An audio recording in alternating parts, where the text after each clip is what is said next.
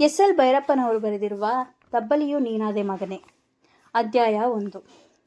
ಧರಣಿ ಮಂಡಲ ಮಧ್ಯದೊಳಗೆ ಮೆರೆಯುತಿಹ ಕರ್ನಾಟ ದೇಶದಿ ಇರುವ ಕಾಳಿಂಗನೆಂಬ ಗೊಲ್ಲನ ಪರಿಯ ನಾನಿಂತು ಪೇಳ್ವೆನು ಎಂದು ಓಚಯ್ಯನವರ ಮಠಗಳಲ್ಲಿ ಅಥವಾ ಸರ್ಕಾರಿ ಶಾಲೆಗಳಲ್ಲಿ ಹುಡುಗರು ಹೇಳುವುದಕ್ಕೂ ನಮ್ಮ ಕಾಳೇನಹಳ್ಳಿಯ ಕಾಳಿಂಗೇಗೌಡನೇ ಹೇಳುವುದಕ್ಕೂ ಬಹಳ ವ್ಯತ್ಯಾಸವಿದೆ. ಶಾಲೆಯ ಹುಡುಗರಿಗೆ ಈ ಹಾಡಿನಿಂದ ಪ್ರಾರಂಭವಾಗುವ ಗೋವಿನ ಕಥೆಯು ಪಠ್ಯಪುಸ್ತಕದ ಒಂದು ಪದ್ಯ. ಆದರೆ ಕಾಳಿಂಗೇಗೌಡನಿಗೆ ಅದು ಅವನ ಪೂರ್ವಜರ ಕಾಲದಲ್ಲಿ ನಡೆದ ಸತ್ಯವಾದ ಘಟನೆ. ಪುಣ್ಯಕೋಟಿ ಎಂಬ ಪಶುವು ತನ್ನ ಕಂದನ ನೆನೆದುಕೊಂಡು ಚೆನ್ನಾಗಿತಾ ಬರುತ್ತಿರೆ, ಇಂದು ಏನಗಾಹಾರ ಸಂದಿತು ಎನ್ನುತ್ತಲಾಗ ದುಷ್ಟವ್ಯಾಘ್ರನು ಬಂದು ಬಳಸಿ ಅಡ್ಡಗಟ್ಟಿ ಕೊಂಡಿತಾಗ ಪಶುವನು.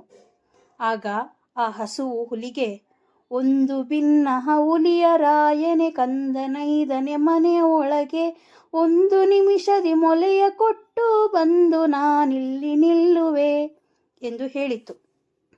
ಅಮ್ಮ ನೀನು ಸಾಯಲೇಕೆ, ಎನ್ನ ತಬ್ಬಲಿ ಮಾಡಲೇಕೆ, ಸುಮ್ಮನಿಲ್ಲಿ ನಿಲ್ಲೆನುತ್ತಾ ಅಮ್ಮನಿಗೆ ಕರು ಹೇಳಿತು.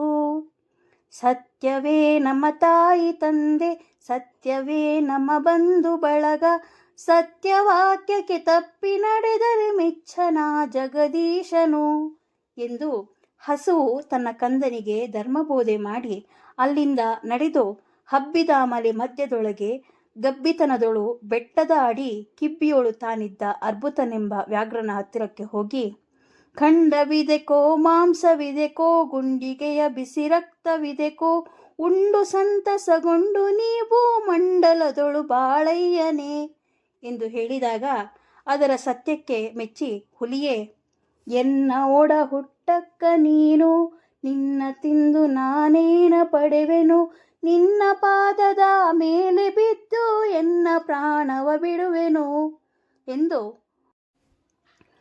ಮೂರು ಮೂರ್ತಿಗೆ ಕೈಯ ಮುಗಿದು ಸೇರಿ 8 ದಿಕ್ಕ ನೋಡಿ ಹಾರಿ ಆಕಾಶಕ್ಕೆ ನೆಗೆದು ತನ್ನ ಪ್ರಾಣವ ಬಿಟ್ಟಿತು.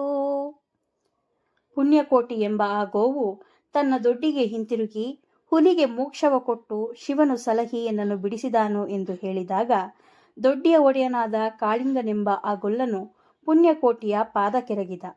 ಆಗ ಆ ಹಸುವು, ಎನ್ನ ವಂಶದ ಗೋಗಳೊಳಗೆ ನಿನ್ನ ವಂಶದ ಗೊಲ್ಲರೊಳಗೆ ಮುನ್ನ ಸಂಕ್ರಾಂತಿ ಹಬ್ಬದೊಳಗೆ ಚನ್ನ ಕೃಷ್ಣನ ಭಜಿಸಿಯೇ ಎಂದು ಹೇಳಿತು. ಅವನು, ನಮ್ಮ ವಂಶಕ್ಕೆ ವರುಷಕ್ಕೊಂದು ಸಂಕರಾತ್ರಿಯ ಹಬ್ಬದೊಳಗೆ ಪಾಲು ಪೊಂಗಲ ಮಾಡ್ವೆವೆಂದು ಆಗ ಹಬ್ಬವ ಮಾಡಿದ.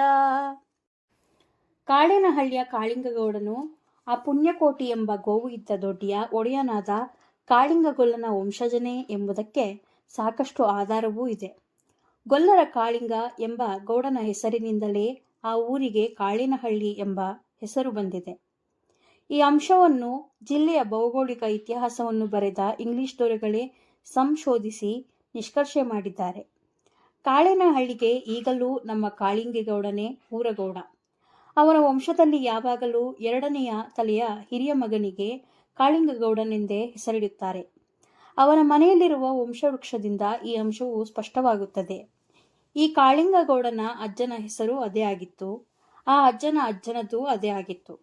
ಈ ಗೌಡನ ಮೊಮ್ಮಗನಿಗೂ ಈಗ ಅದಕ್ಕೆ 1 ವರ್ಷ. ಕಾಳಿಂಗ ಎಂಬ ಹೆಸರನ್ನೇ ಇಟ್ಟಿದ್ದಾನೆ. ಈ ಮಗುವು ಗೌಡನಾಗುವುದು ಮುಂದೆ ದೊಡ್ಡವನಾಗಿ ದೊಡ್ಡಿ ಯಜಮಾನಿಕೆಯನ್ನು ವಹಿಸಿಕೊಂಡ ಮೇಲೆ. ನಮ್ಮ ಗೌಡನು ಹಿಂದಿನ ಕಾಳಿಂಗಗೊಲ್ಲನ ವಂಶದವನೇ ಮತ್ತು ಕಾಳೇನಹಳ್ಳಿಯಲ್ಲಿಯೇ ಪುಣ್ಯಕೋಟಿ ಎಂಬ ಗೋವಿನ ಕಥೆಯು ನಡೆಯಿತು ಎಂಬುದಕ್ಕೆ ಇನ್ನೂ ಒಂದು ಅಸಂದಿಗ್ಧ ಆಧಾರವಿದೆ. ರೂಢಿಯೊಳಗರುಣಾದ್ರಿಗಿರಿಯು ನಾಡಿನೊಳಗಿಹುದೊಂದು ಬೆಟ್ಟವು ರೂಢಿಗಂಬರ ತುಡುಕುವೊಂದದಿ ನೋಡಲಾಶ್ಚರ್ಯವೆನಿಸಿತು. ಪುಣ್ಯಕೋಟಿ ಹಸುವಿನ ಕತೆ ನಡೆದ ಅರುಣಾದ್ರಿಗಿರಿಯ ಕೆಳತಪ್ಪಲಿನಲ್ಲಿಯೇ ಕಾಳೇನಹಳ್ಳಿ ಇದೆ.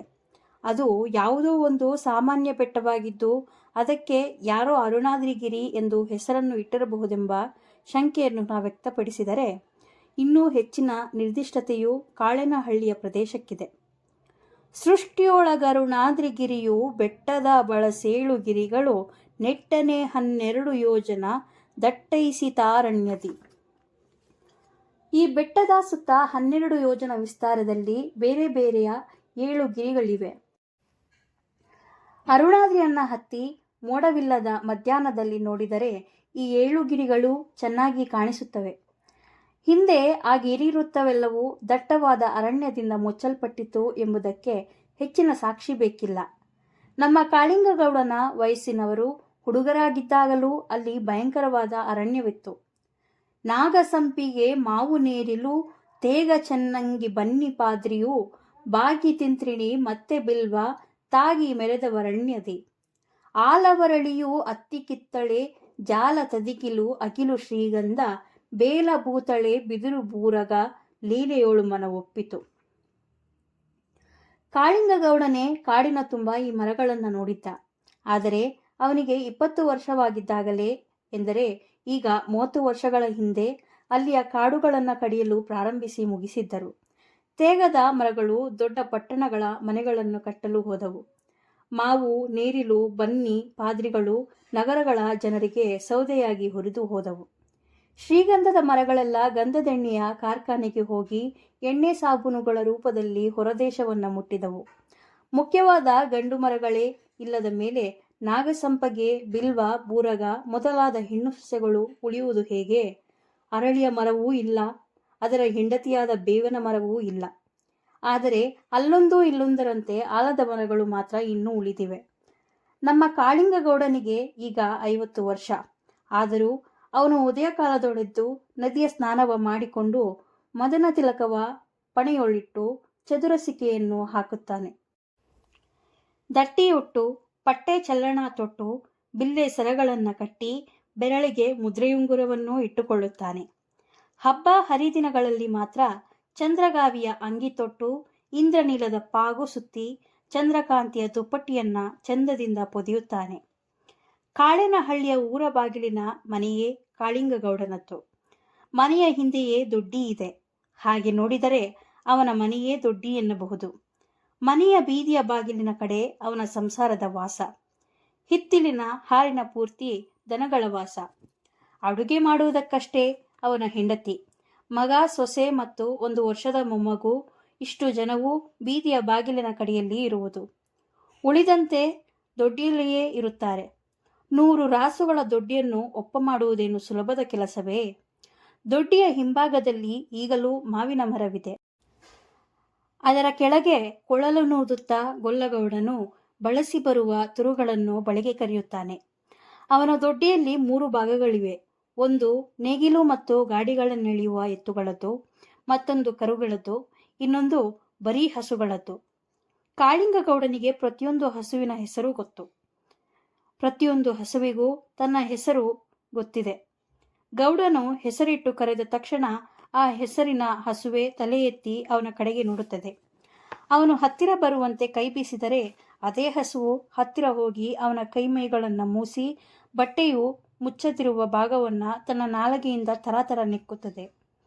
ಮೇಯಿಸಲು ಗೋಮಾಳಕ್ಕೆ ಹೋದಾಗ ಅವನು ಎಲ್ಲ ಹಸುಗಳನ್ನು ಅದೆಷ್ಟು ಸಲ ಹೆಸರು ಹಿಡಿದು ಕೂಗುತ್ತಾನೆಯೋ ಲೆಕ್ಕವಿಲ್ಲ. ಲೇ ಪಾರ್ವತಿ, ಹೊಲದ ಕಡಿಗೆ ವಾಗ್ಬೇಡ. ಲೇ ಲಕ್ಷ್ಮಿ, ಬಾ ಬಾ. ಗಂಗೆ, ಬಾ. ಕಬೂಯ್, ಗೌರಿ, ಅದ್ಯಾಕೆ ಕುಣಿತೀಯ? ಬಾರ್ ಬಂದೈತೆ ನಿಂಗೆ ಎಂದು ಕೂಗುತ್ತಾನೆ. ಗಂಗೆ, ಗೌರಿ, ತುಂಗಭದ್ರೆ, ಪಾರ್ವತಿ, ಸರಸ್ವತಿ, ಧರ್ಮದೇವಿ, ರಂಗನಾಯಕಿ, ಸೀತೆ, ಕಾಮಧೇನು ಎಂದು ಎಲ್ಲ ದೇವತೆಯರ ಹೆಸರುಗಳು ಅವನ ಹಸುಗಳಿಗೆ ಇವೆ. ಒಂದೊಂದು ಹಸುವನ್ನು 10 ಸಲವಾದರೂ ಹೆಸರು ಹಿಡಿದು ಕರೆಯುವ ಅವನ ನಾಲಿಗೆಯು ದಿನವೂ ಎಷ್ಟು ಸಲ ದೇವತೆಯರ ಹೆಸರನ್ನು ನುಡಿದಂತೆ ಆಯಿತು. ದಿನವೂ ಇಷ್ಟು ಪುಣ್ಯ ಗಳಿಸುವ ತನಗೆ ಸದ್ಗತಿಯಲ್ಲದೆ ನರಕ ಬರುವುದು ಸಾಧ್ಯವೇ ಇಲ್ಲ ಎಂದು ವಿಶ್ವಾಸವೂ ಅವನಿಗಿದೆ. ಸತ್ಯವಾಕ್ಯಕ್ಕೆ ತಪ್ಪಿ ನಡೆಯದೆ ಹೆಬ್ಬುಲಿಯ ಬಾಯನ್ನು ಹೋಗಲು ದೊಡ್ಡಿಯಿಂದ ಗುಹೆಗೆ ಹಿಂತಿರುಗಿ ಶಿವನ ಕೃಪೆಯಿಂದ ಬದುಕಿ ಮರಳಿ ಬಂದ ಪುಣ್ಯಕೋಟಿ ಹಸುವಿನ ತಳಿಯು ಈಗಲೂ ಕಾಳಿಂಗಗೌಡನ ದೊಡ್ಡಿಯಲ್ಲಿ ಇದೆ. ಎತ್ತರವೂ ಸಮವೂ ಆದ ಮೈಕಟ್ಟು, ಶುದ್ಧ ಬಿಳಿಯ ಬಣ್ಣ, ಉದ್ದವಾಗಿದ್ದರೂ ಹಾಯ್ದರೆ ಯಾರಿಗೂ ಅಪಾಯವಾಗದಂತೆ ತುಸು ಬಾಗಿರುವ 2 ಕೊಂಬುಗಳು, ನಡೆದರೆ ನೆಲದ ಮೇಲೆ ಸ್ಪಷ್ಟವಾಗಿ ಆಕೃತಿ ಮೂಡುವಂತಹ ಗೊರಸುಗಳು, ಸುಂದರ ಸುಮಂಗಲಿಯ ನೀಳವಾದ ಜಡೆಯಂತಹ ಬಾಲ, ಅದರ ಮೈಕಟ್ಟಿಗೆ ತುಸು ಭಾರವೆನಿಸುವಂತೆ ಹಿಂಭಾಗದಿಂದ ನೋಡಿದರೆ ಕೂಡ ಎರಡು ಕಾಲುಗಳ ನಡುವೆಯೂ ತುಂಬಿ ಕಾಣುವ ಕೆಚ್ಚಲು, ನೀಳವಾದ ಎದೆಕಟ್ಟು, ಉದ್ದವಾದ ಕುತ್ತಿಗೆಯ ಕೆಳಗೆ ಮೆದುವಾಗಿ ನೇತಾಡುವ ಗಂಗೆದೊಗಲು. ಪುಣ್ಯಕೋಟಿಯ ತಳಿಗಳು ಯಾವಾಗಲೂ ಹಾಗೆಯೇ ಹುಟ್ಟುತ್ತಿದ್ದವು. ಮುಂದೆ ಬಂದರೆ ಹಾಯದೆ, ಹಿಂದೆ ಬಂದರೆ ಒದೆಯದೆ, ಯಾವ ಕಂದನು ಬಂದು ತನ್ನ ಮೊಲೆಗೆ ಬಾಯಿ ಹಾಕಿದರೂ ಸೊರುವನ್ನು ಕಟ್ಟದೆ ಇರುವುದು ಅದರ ಹೆಣ್ಣು ತಳಿಗಳ ಸ್ವಭಾವವಾಗಿತ್ತು.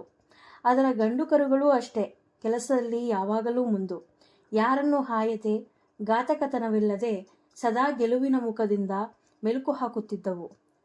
ಕಾಳಿಂಗಗೌಡನಿಗೆ ಸಿಟ್ಟು ಬಂದಾಗ ಉಳಿದ ಹಸುಗಳನ್ನು ಬೈಯುವುದುಂಟು. ನಿಂಗೇನು ಬುದ್ಧಿ ಕೆಟ್ಟದೇನೋ, ನಿಂಗೆ ಏಟ್ ಬೀಳ್ತೈತೆ ನೋಡು ಮೊದಲಾದ ಗದ್ದರಿಕೆಯ ಮಾತು ಬಾಯಿಯಿಂದ ಧಾರಾಳವಾಗಿ ಬರುತ್ತಿದ್ದರೂ ಪುಣ್ಯಕೋಟಿಯ ತಳಿಯನ್ನು ಅವನು ಎಂದೂ ಗದ್ದರಿಸಿಕೊಳ್ಳಲು ಆರ. ಅವುಗಳ ವಂಶದ ಹಸುವೇ ಅಲ್ಲವೇ ಸತ್ಯವಾಕ್ಯಕ್ಕೆ ತಪ್ಪಿ ನಡೆಯದೆ ಹೆಬ್ಬುಲಿಯ ಬಾಯನ್ನು ಹೋಗಲು ಓದುದು. ಈಗಲೂ ಸಂಕ್ರಾಂತಿಯ ದಿನ ಪಾಲು ಪೊಂಗಲ ಹಬ್ಬ ಮಾಡಿದಾಗ ಅವನು ಮೊದಲು ಪುಣ್ಯಕೋಟಿಯ ತಳಿಗಳಿಗೆ ಪೂಜೆ ಮಾಡುತ್ತಾನೆ.